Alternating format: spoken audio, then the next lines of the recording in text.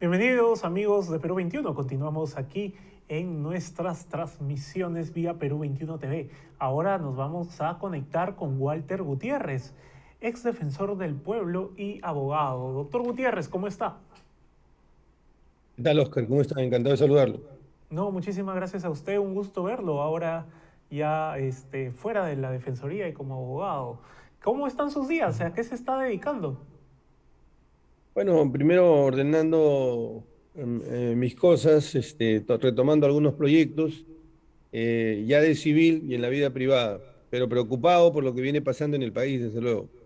Claro que sí. Doctor, precisamente quiero consultarle acerca de este pedido que ha hecho, esta solicitud que ha hecho el abogado del presidente Pedro Castillo Benji Espinosa. Él ha solicitado la nulidad de la investigación preliminar que abrió el fiscal de la Nación, Pablo Sánchez. ¿Cómo ve usted esta pretensión de la defensa de Pedro Castillo?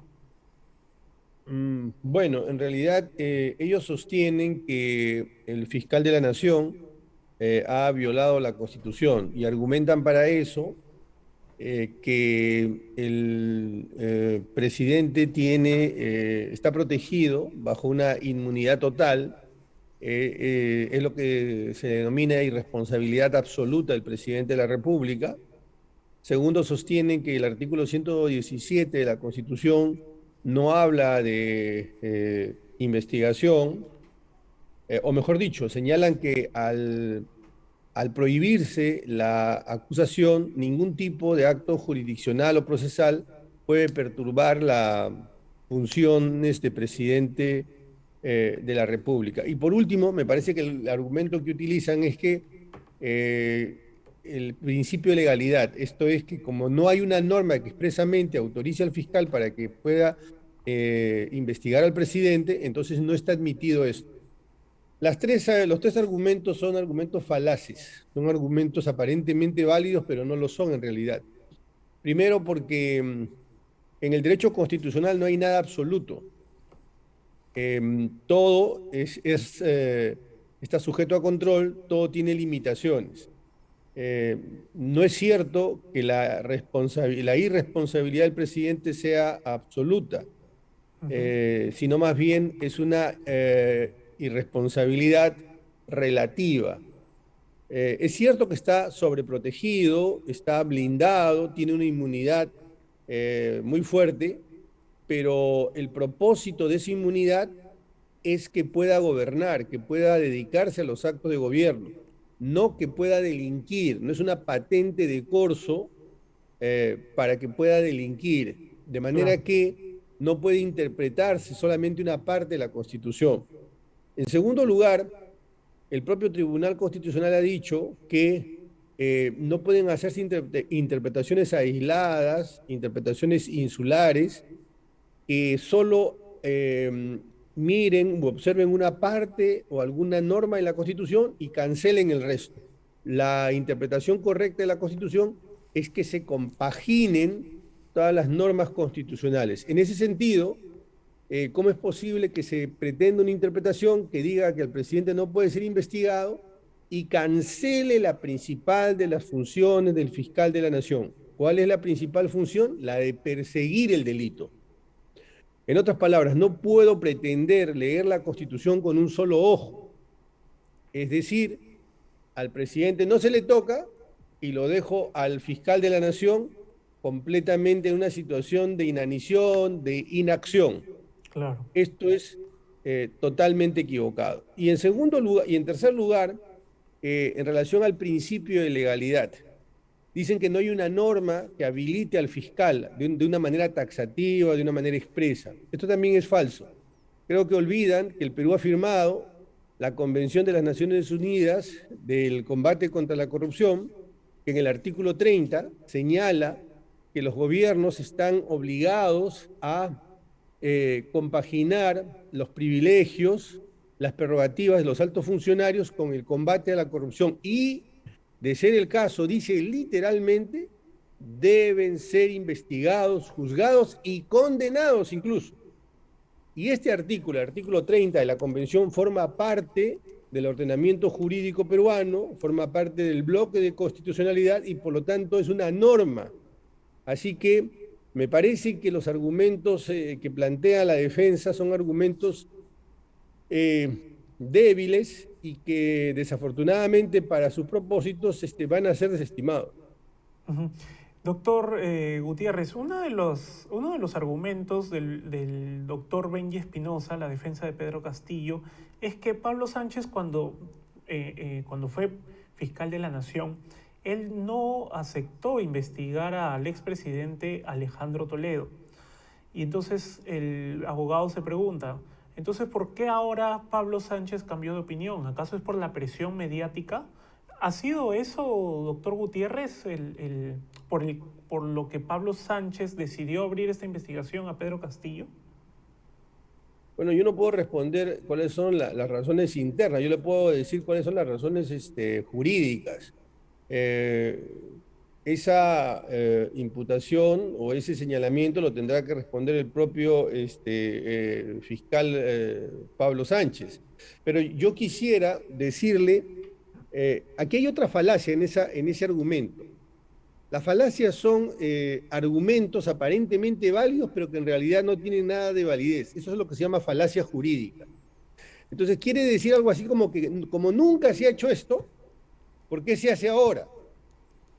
Pues déjeme decirle que el hecho de que se hayan cometido errores reiteradamente no lo convierten en acierto, en el supuesto de que fuera así. Es decir, la suma de uno o dos errores no convierte al error en verdad o realidad o lo convierte en algo correcto. Entonces, es cierto que antes los fiscales tenían una interpretación distinta que pudiera decirse que tenía cierto asidero.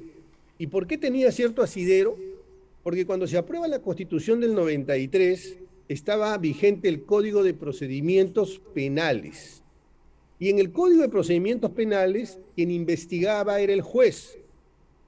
Y quien juzgaba también era el juez. Es decir, en un solo funcionario se daban dos funciones, dos competencias, la de investigar y la de juzgar. Entonces tenía sentido esa manera literal de entender el artículo 117 de la Constitución, porque era una misma persona que hacía estas dos funciones. Pero con el nuevo Código de Procedimientos Penales, las funciones se bifurcan, se dividen. El fiscal investiga, el juez hace un control de legalidad y el juez juzga. Entonces ya carece de sentido jurídico, pero eso desde el punto de vista, digamos, histórico, legal. Pero hay otra razón, que es la contundencia de los hechos. No conozco puntualmente cuál es la teoría del caso de la Fiscalía, pero por todo lo que se ha visto, jamás hemos tenido hechos tan ostensibles, tan evidentes, tan palmarios, como los que estamos advirtiendo ahora. Mire usted, por los audios, aparentemente se han entregado $500,000 para que el exministro Silva sea titular de la cartera de Transportes y Comunicaciones. ¿A quién le habría entregado? Al que tenía el dominio del hecho. ¿Quién era? El presidente de la República. ¿O quién es el presidente de la República? Primera cuestión. Segundo, no se le designa por una cuestión de Estado, por una política pública, por interés de gobierno, para implementar el Plan Nacional de Infraestructura. No, porque ese señor nunca tuvo experiencia en el sector, no tenía formación y sin embargo, con todo y con eso, lo nombra. Este es el segundo hecho. Tercer hecho, el señor es el ministro que más dura, más de 8 meses ha estado en el cargo, sobrevivió a todas las crisis, era un protegido del presidente de la República. Tercer hecho. Cuarto hecho, se descubren un conjunto de irregularidades, de actos aparentemente delictuosos, vinculado con un conjunto de obras públicas, todas vinculadas al Ministerio de Transportes y Comunicaciones. Y además ahora aparecen testigos o colaboradores eficaces cuyas versiones coinciden. Entonces, frente a abrumadora cantidad de hechos absolutamente inteligentes, es decir, coherentes entre sí, el fiscal no puede renunciar a Claro. su competencia y No, sí, autolimitarse. está claro, doctor Gutiérrez, no es presión mediática, no es que la prensa lo está obligando al doctor Pablo Sánchez, es lo que usted dice, son la contundencia de los hechos que se van conociendo, ¿verdad? Es por eso que el doctor Pablo Sánchez ha tomado esta decisión. Avancemos un poco porque estamos preocupados, doctor Gutiérrez, y esto también ha sido una preocupación de la Defensoría del Pueblo durante su gestión. La designación de los ministros de Estado. Ahora han designado en la cartera de Agricultura otra vez a una persona que no tiene el perfil, no tiene la experiencia para tomar la cartera de Agricultura y afrontar en lo que se nos viene esta crisis alimentaria. Esta persona se llama, el actual ministro se llama, es el ministro Arce, ¿verdad? El ministro Arce estuvo preso, mintió en su hoja de vida. Entonces, doctor Gutiérrez, ¿por qué cree que el gobierno vuelve a insistir con este tipo de personajes para tomar las riendas de sectores tan importantes del país? Mire, quisiera decir dos o tres cosas en relación a su pregunta. En efecto, la Defensoría del Pueblo, el 4 de agosto del año pasado, le envió un oficio al presidente de la República donde le decía, presidente, usted tiene todo el derecho de nombrar a sus ministros, pero usted no tiene ningún derecho a designar ministros con falta de idoneidad, porque no es que la administración pública sea una empresa privada, un club departamental o un club deportivo. La administración pública tiene que materializar derechos y cumplir con los servicios públicos. Y la actuación en esos sectores afecta la vida de millones de personas. Así que usted no puede nombrar a personas que no tengan experiencia, que no tengan formación, que no conozcan los sectores, que no conozcan las políticas públicas. Eso no solamente se lo dije a través de un oficio, también se lo dije personalmente. Y sin embargo, el presidente igual ha incumplido, porque la idoneidad es un principio constitucional, que no lo ha inventado la Defensoría del Pueblo. Eso se ha señalado con absoluta claridad el Tribunal Constitucional. Ha señalado que existe el principio de buena administración que se basa en la transparencia, en la eficiencia y en la idoneidad de los funcionarios públicos. Y esto es lo segundo que quisiera señalar. En consecuencia, si el Tribunal Constitucional ha planteado esto, el presidente viola de una manera recurrente, de una manera reiterada, de una manera dolosa, viola la Constitución. Y esto me permite señalar también lo siguiente: es el Congreso quien debería atajar, detener esta manera tan viciosa de transgredir la Constitución. El artículo 99 y 100 de la Constitución permite que se le inicie un procedimiento de acusación constitucional al presidente y sea sancionado, porque no es posible que se interprete que tenemos a un funcionario en el Estado que está blindado y está autorizado a violar la Constitución. Esa es una interpretación completamente equivocada. La razón por la cual el presidente tiene el blindaje que le da la Constitución es para que cumpla la Constitución, es para que materialice los derechos fundamentales, los servicios públicos, no para que la viole. Y él la viola reiteradamente y dolosamente, Claro, como acabo de señalar. claro, ¿Por qué lo claro. hace? La respuesta sería porque estoy convencido que este gobierno lo que busca es desplomar, desmontar el servicio público, generar caos, generar confrontación, para luego en ese escenario buscar la posibilidad de perpetrarse, de mantenerse en el poder. Ujú. Y también la conflictividad social está avanzando. Tenemos el conflicto latente de las Bambas y ahora también se está sumando un nuevo conflicto en el proyecto Los Chancas de la empresa minera Sauder, también en Apurímac, ¿no? Una región que está sufriendo bastante. Señor Gutiérrez, ¿hasta dónde nos puede llevar el abandono del gobierno en torno a los conflictos sociales? Un tema que la Defensoría del Pueblo ha tratado mucho de monitorear y de estar atentos a lo que está sucediendo. Es que esto digamos, se compagina con lo que señalé hace un momento. Al gobierno no le interesa solucionar los conflictos. Del mismo modo que el gobierno ha empobrecido al país, no genera riqueza, sino está multiplicando la pobreza, del mismo modo que no hace frente oportuna ni eficientemente la crisis alimentaria, sino más bien la promueve, del mismo modo los conflictos sociales no son atendidos oportunamente, sino más bien son promovidos para que estos se exacerben. Mire usted, el presidente del Consejo de Ministros, el actual y el primero también, eran promotores de conflictos. Mire su narrativa, su discurso, mire la manera tardía e ineficiente con la que pretenden supuestamente atender los conflictos. Todo apunta, no hay que ser ingenuos, a que ellos más bien promueven los conflictos y promueven los conflictos con el propósito de materializar lo que señalaba hace un momento de la entrevista, es decir, desmontar el Estado, debilitar el Estado, generar un caos social, para que en ese escenario nos vengan con que la reforma constitucional vía asamblea constituyente es la solución. Por supuesto, en ninguna parte, nunca el cambio de la Constitución soluciona por arte de magia, por arte de bloque, los problemas. Perú ha tenido 12 constituciones. Hay una relación entre populismo, dictaduras y nuevas constituciones. No solamente en el Perú, sino en América Latina. De manera que este es un cuento, esta es una retórica ya conocida, cuyo final también es conocido, y que lo único que conduce es a la violencia y a la pobreza.